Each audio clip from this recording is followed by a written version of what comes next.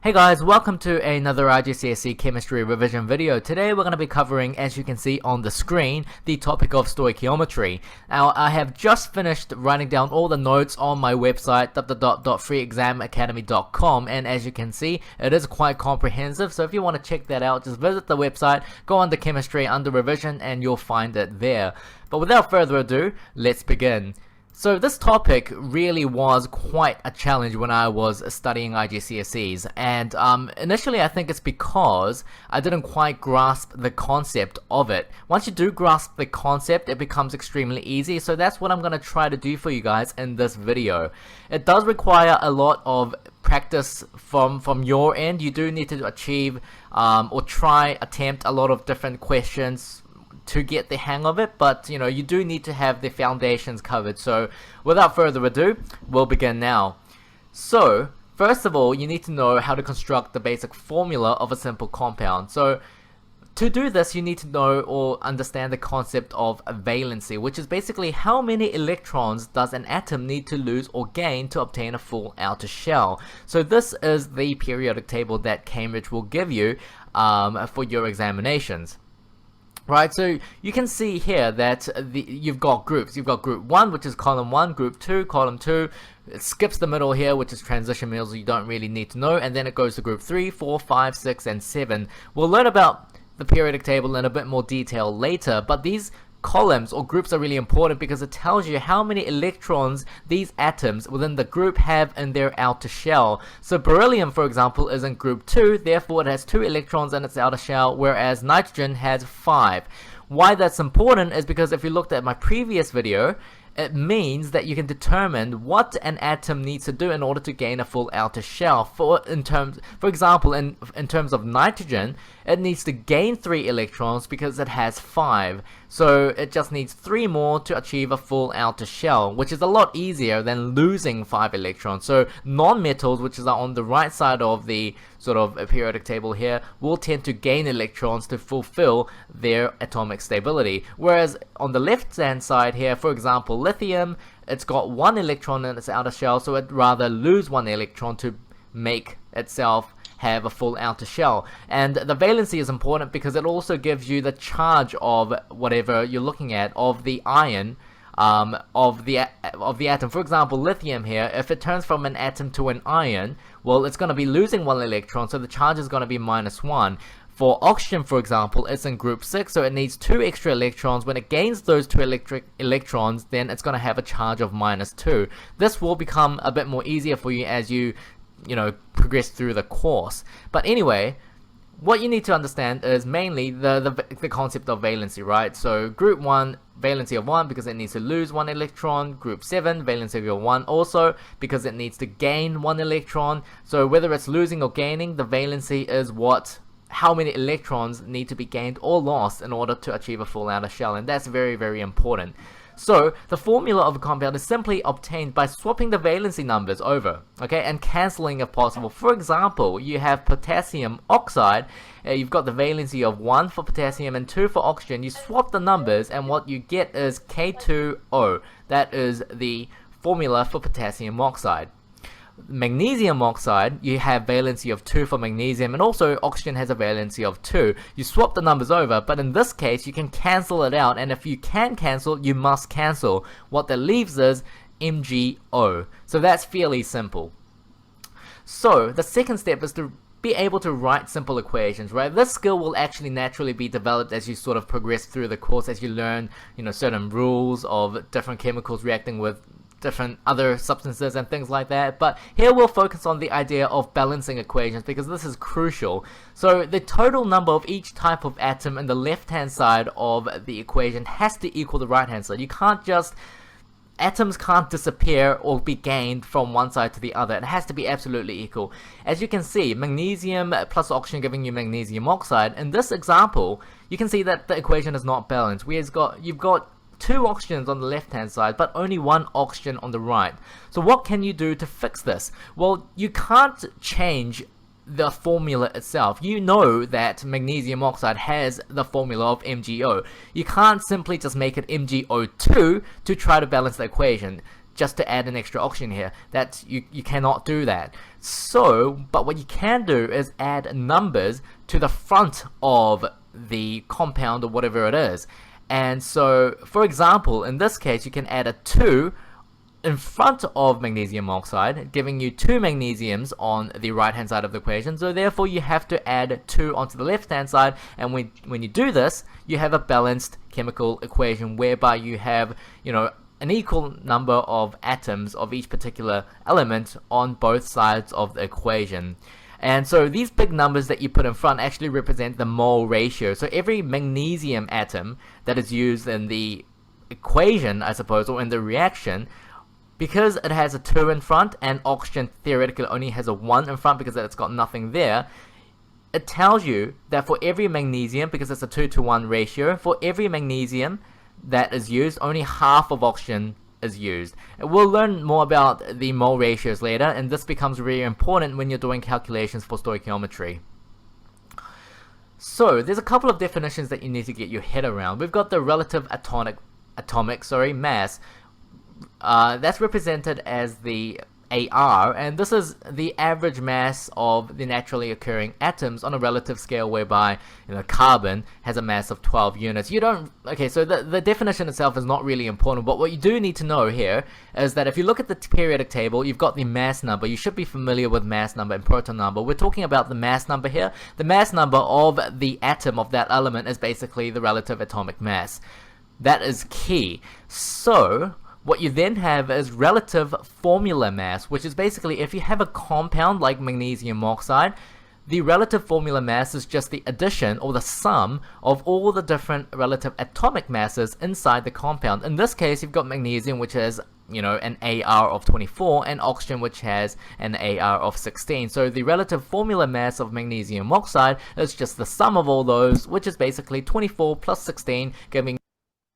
See, here what you have to do is 24.3 means it is less than 5. So you need to consider as 24. Here it is 15.99, which is round off, you will come around to 16. So you need to consider for 16 here. Clear? You cannot take the atomic mass in decimals, you need to round it off. Got it. You 40 grams. Okay, now this is all relative. It's relative mass, but it's important. And so magnesium oxide here has 40 grams, and why this is important is because 1 mole, okay, so 1 mole of any substance is basically defined as the amount of substance that contains 6 times 10 to the power of 23 atoms, ions, or molecules within that substance, okay? And that specific number is called the Avogadro's constant. What's really important here, of course, is the idea that 1 mole of any particular substance will have the weight of, like we say, 1 dozen means 12 of the number, right? If I say a dozen of books or a dozen of oranges means how many? There are 12 oranges, so we count, right? Dozen stands for 12. So same way the mole stands is 6 into 10 raised to 23 Avogadro's constant. So if I talk of 1 mole, then how many atoms are there?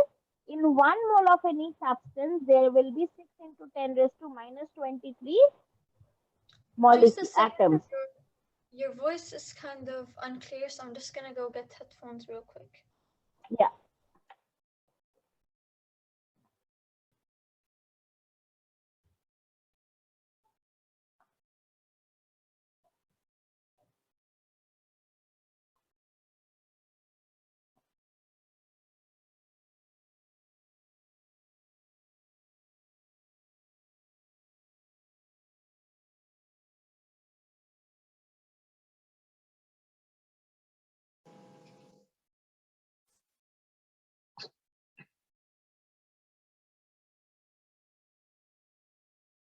Can you try saying anything now? Yes, there was a setting issues. Now is it clear? Yes, it's better. Thank you. Because I had by mistake set up into my headphone, so that's why it was coming through my headphones, the mic. Now it will be clear because it's coming from my system. Okay, I was saying that when you talk of a dozen of oranges means there are 12 oranges, right? Mhm. A dozen stands for 12 of a number. Same way, 1 mole of substance stands for 6 into 10 raised to 23 atoms. Clear? Means if Yeah. you go to a shop and you ask for 1 mole of chocolates, then how many chocolates will you get? 6 into 10 raised to 23. Means you cannot count that much huge number. Right? Yes. Got it? What is 1 mole of a substance? Mhm. Okay, The but relative how do I formula count? mass. Pardon? I thought the video was ended. Never mind. If I have any questions at the end, I'll let Did you you know. did you say anything? I was saying I had a question, but I didn't realize the video wasn't over.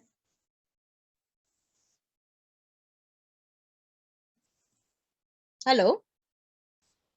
Hi, can you hear me better now? Yes, yes. I Oh, said, I did was you just say something? yes, I had a question, but I didn't realize the video wasn't over yet. So once it's over, I'll ask you. Okay. Of that compound. Okay, so for example, when we take a look at magnesium oxide here, 1 mole of MgO, okay, is defined as, the amount of substance that's contained 6 times 10 to the power of 23 magnesium oxide molecules. And altogether, that 1 mole will weigh 40 grams. And as you can see, 40 grams is the relative formula mass. Okay, 1 mole of magnesium will contain 6 times 10 to the power of 23 magnesium atoms. It will weigh 24 grams. Okay, which is just the weight of a magnesium atom. Okay, which is the relative atomic mass. Oxygen, okay, they're always in molecules. O2 will contain 6 times 10 to the power of 23 molecules again. It'll weigh 32 grams because the relative formula mass is 16 plus 16, which is 32. So please get your head around this because this is extremely important.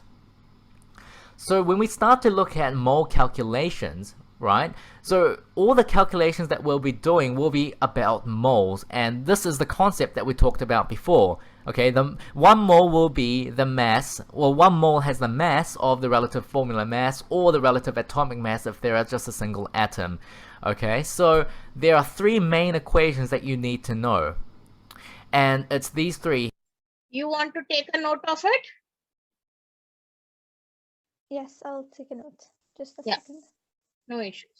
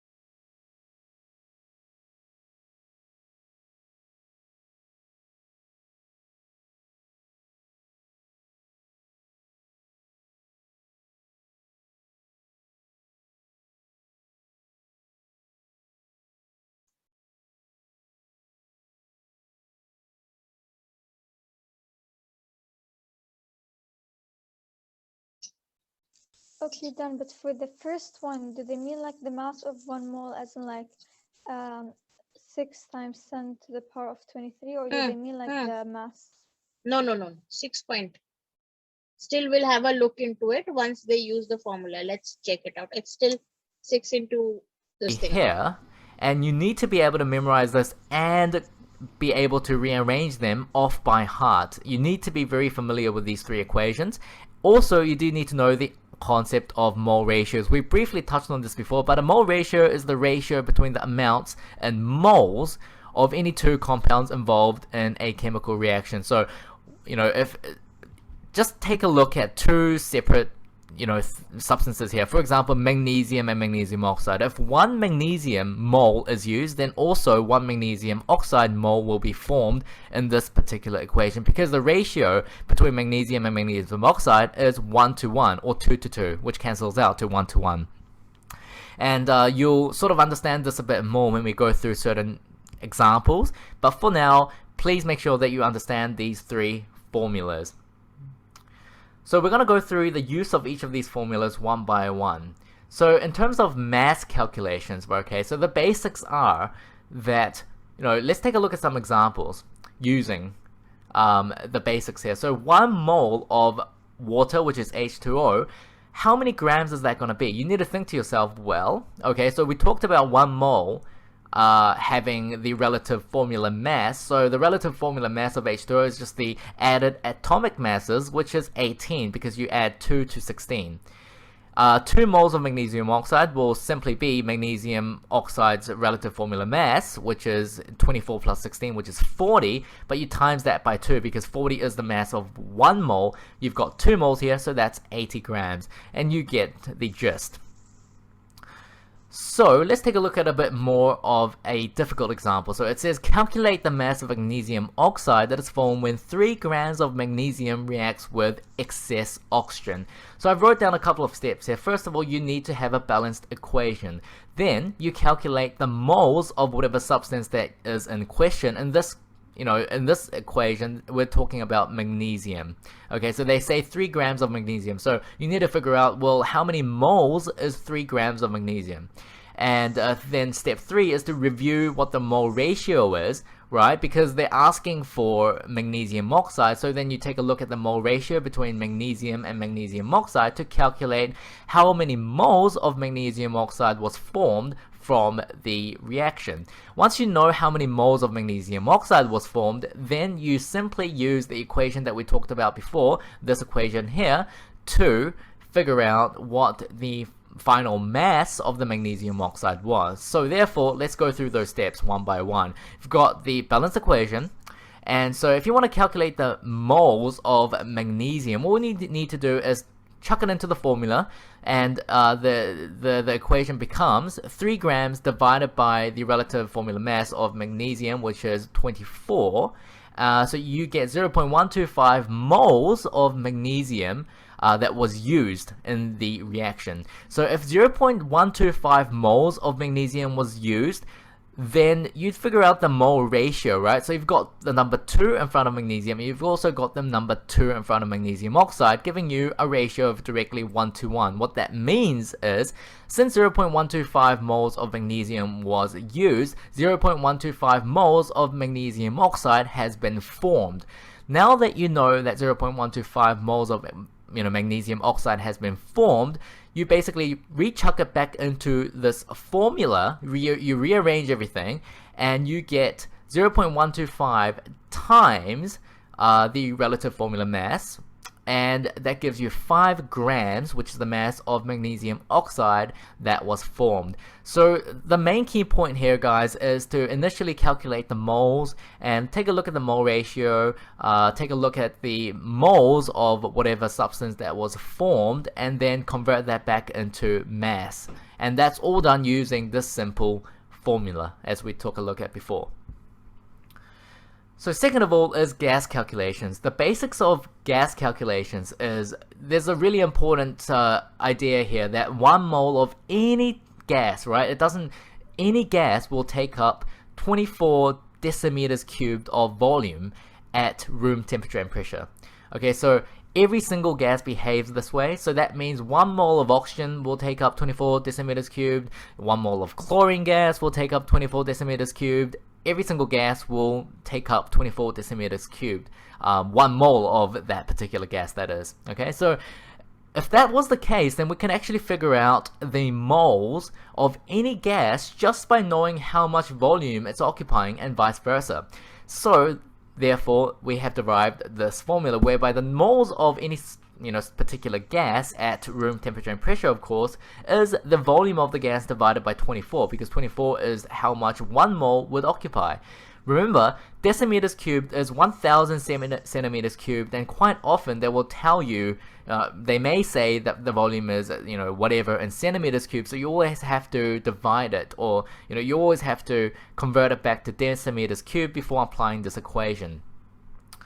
So let's take a look at an example. It's actually very similar to what we took a look at before. So the example says, calculate the volume of oxygen at room temperature and pressure required to burn 1.4 grams of butane. Great. So 1.4 grams of butane.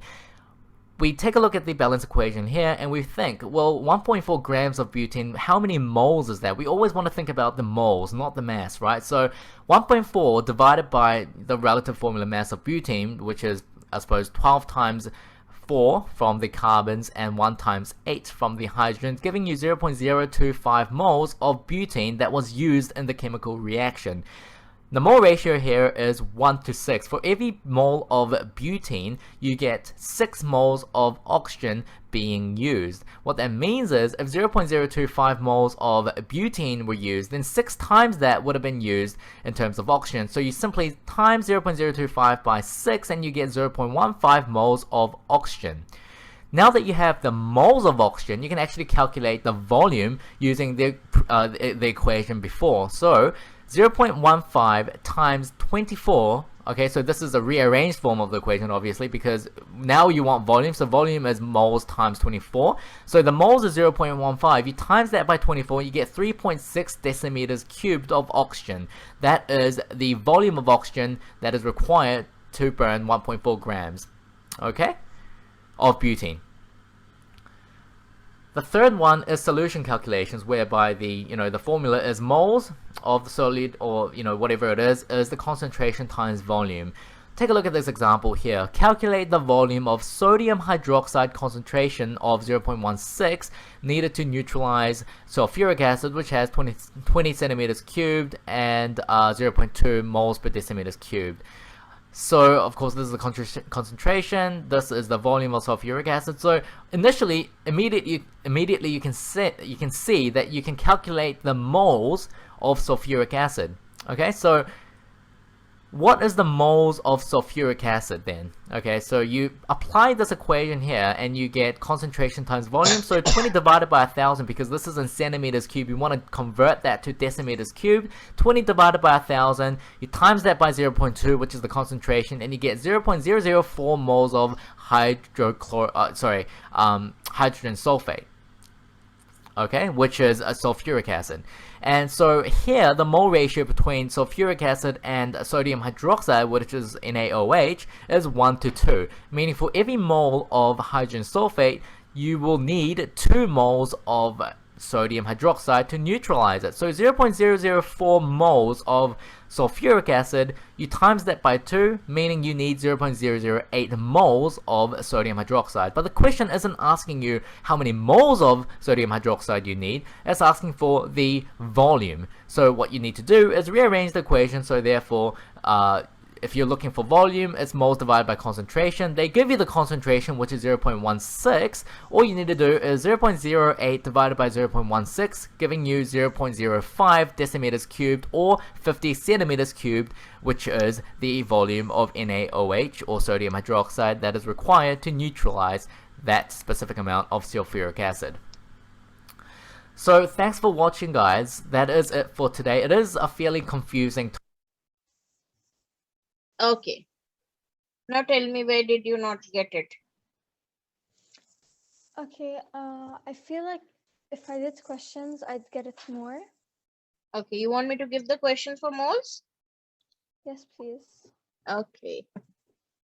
Because now it just feels like a lot of information and I want to see if I can actually put it to use.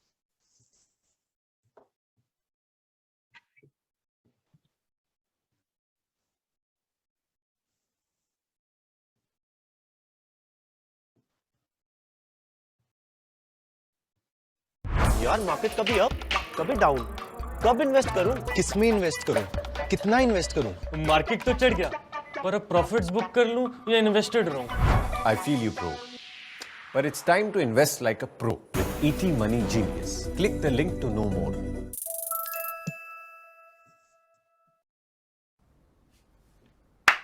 Okay, here's another question. Very Okay. similar, just a little bit different here. Here it is. Okay, I'll try to do it. No issues. Take your time.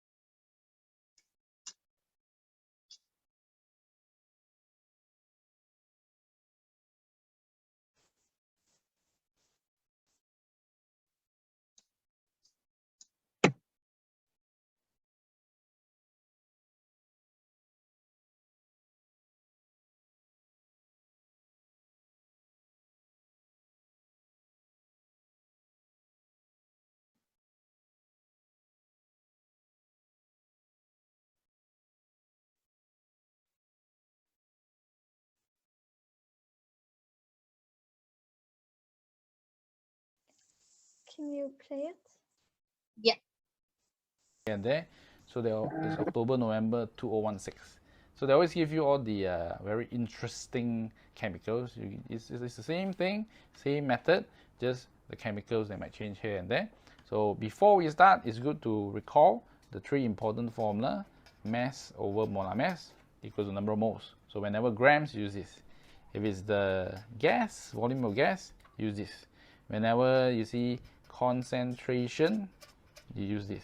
Whenever you see mole per dm cube, use this. Make sure this is a capital M. Okay, come on, let's start. So they say chlorine, bromine, and iodine are halogens. So we can revise a bit. Halogens are group 7. So chlorine can be made in the lab, heating manganese, and they give you the equation. Once again, before you start, it's good to write the ratio. 1:4, ratio 1, ratio 2, ratio 1. How do you get the ratio? Use the number in front. Okay, so then I say calculate the volume of 8 mole per dm cube of HCl. So 8 mole per dm cube, when you see this, put a capital M. Okay, needed to react with 3.48 grams of this manganese oxide. So you can put, when you see this, put a small m. Okay, so this is the question. Usually it tells you that, oh, after finish all this step, you get the volume. You see, volume HCl, volume HCl. Okay, so you just follow their question, follow what they need, and then you get the final answer. So moles of this MnO2. So moles, so you put N. So then look at it. Oh, so it's given this, the mass here, and then N. So how do you relate? Recall this. Okay, grams, use this. Okay, so then put in 3.48. Then molar mass or relative mass. These you have to use a periodic table. Mn 55 here, 5, okay, plus O2 oxygen. Then use a calculator. Usually put a bracket. So 0.04 mole. Okay, so you see mole, they give you even more tips to tell you that, oh, you need to find mole. Okay, done. Then number of moles of HCl needed. So since you have this as 0.04 mole, so you see, from using the equation, jump from one chemical to another, we're going to find HCl. So 1 to 4, 0.04, then you need to times 4. You always use the calculator. Why is he using the 0.16 MnO2? mole. Okay, so I didn't get to why is he using The moles for MnO2.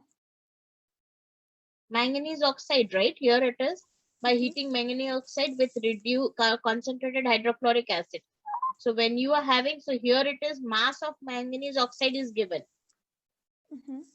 So that's why he needs to use it. No, but he's not using the mass, he's using the moles. I mean the volume. The volume. Here you need to calculate the volume. That's why they are using volume. But 0.04 is the amount of moles, not the volume of the solution. So before this, we saw the this thing. Chalo, we'll see it again once so that it comes up clear.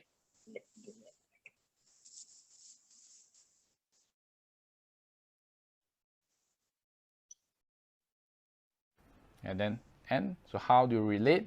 Recall this. Okay, grams, use this. So what they need, and tells you that, oh, after finish all this step, you get the volume. You see, volume HCl, volume HCl. Okay, so you just follow their question, follow what they need, and then you get the final answer. So moles of this MnO2. So moles, so you put N. So then look at it. Oh, so it's given this, the mass here. Mass is given. And then N. So how do you And relate? number of moles we need to find. Okay, here it grams, is. use this. The number of moles is equal to M upon M dash. Okay, so then put in 3.48. Then molar mass or relative mass. These you have to use a periodic table. Mn 55 here, 5, okay, plus O2, oxygen, then use a calculator.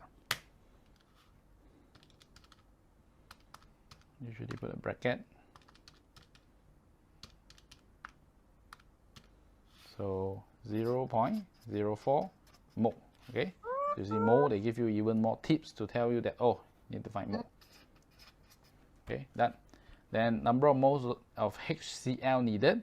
So since you have this as 0.04 mole, so you see, from using the equation, jump from one chemical to another, we have to find HCl. So 1 to 4, 0.04, then you need to times 4. You can always use the calculator. 0.16 mole. Okay, so very easy. 0.16 mole. So is it clear till here? No, why is he using the amount of moles in manganese oxide for the volume? He is not using the volume. He is writing for this mole here. The volume is not being used. He is writing the number of moles of MnO2 here. It's not the volume which is mentioning. Oh, okay. Why is he okay? And then he multiplied it by 4 because of the ratio. Okay, Got I it? get it now. Yes.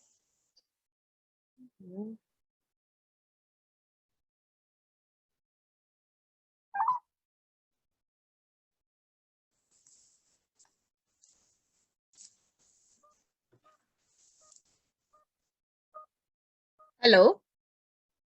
Yeah, I got it. Sama? Yes.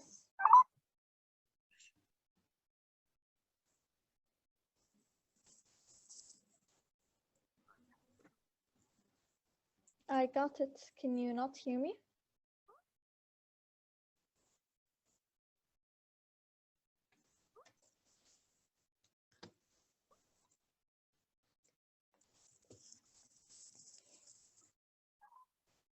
Hello?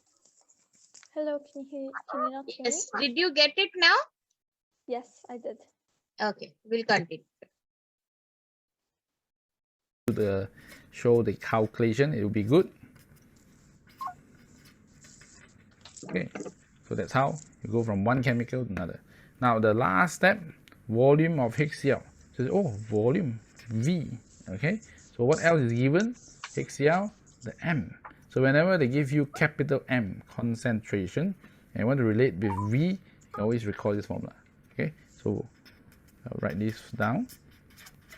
Okay, since we have the volume of HCl, we need to find the volume. So then the number of moles, so we have is 0.16. Okay, then the concentration 8. Okay, so you rearrange this, V equals to times over. Okay, divided by 8. Okay, simple mathematics. So you got 20. So then you'll be asking, oh, what is it? Got it now? How to calculate the volume? Just a question. Why did he put 100 V? Because it is in this thing, right? Decimeter cube. You need to convert it into liters. Okay, got it. Got it? Yes. Can we do questions about these like past paper questions tomorrow? More of them? Yeah, surely will.